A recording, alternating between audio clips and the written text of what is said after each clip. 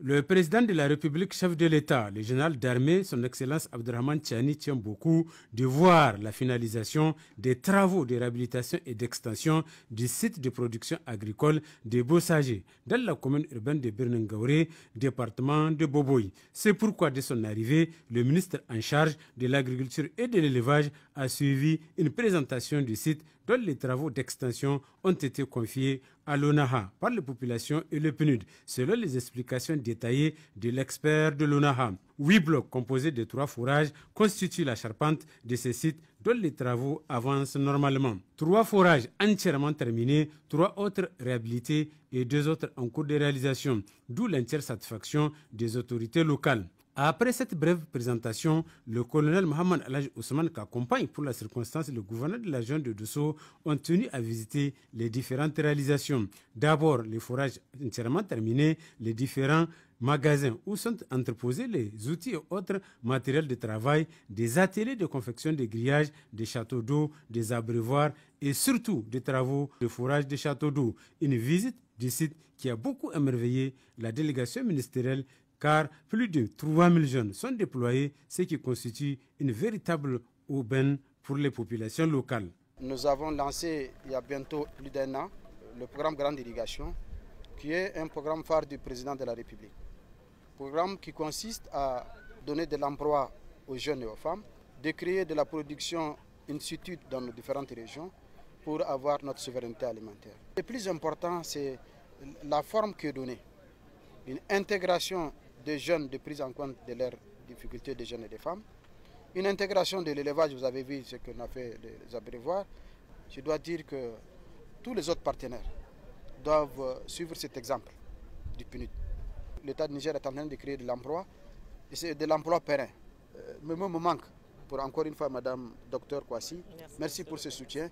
Nous allons faire ces expérimentations dans d'autres régions. Donc, véritablement, PNUD est en chantier avec nous.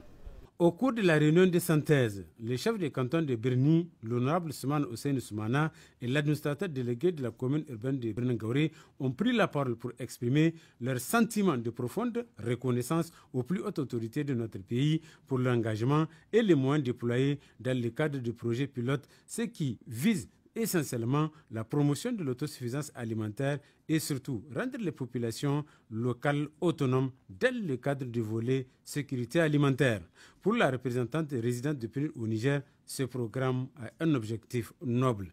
L'objectif justement de ce projet, c'était de démontrer que ça pouvait marcher.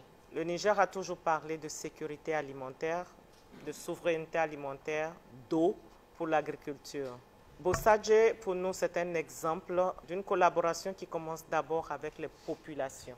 L'objectif, c'est de faire travailler les femmes, les jeunes, sous le mécanisme de haute intensité de main-d'œuvre, avec des rémunérations journalières et un mécanisme d'épargne qui permettent à ces jeunes non seulement d'apprendre des métiers, mais également de pouvoir devenir autosuffisants.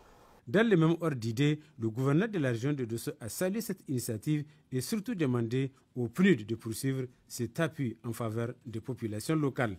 Tirer les leçons de la première tranche de ce projet pilote et pour un souci de pérennisation des investissements à réaliser, j'ose espérer que toutes les conditions techniques et les commodités requises seront prises pour qu'à la fin, les populations puissent disposer d'un périmètre moderne avec maîtrise totale de l'eau. Le ministre de l'Agriculture et de l'Élevage a demandé aux porteurs de ce projet d'associer pleinement les experts de l'agriculture, de l'hydraulique, du génie rural, mieux poursuivre les visites de supervision de proximité et au final faire de la certification des travaux une priorité pour que ce modèle de site soit dupliqué dans les autres régions de notre pays. La visite de ce matin nous apprend une autre forme d'intégration. C'est une bonne option pour créer de l'emploi aux jeunes et de donner des revenus aux jeunes également.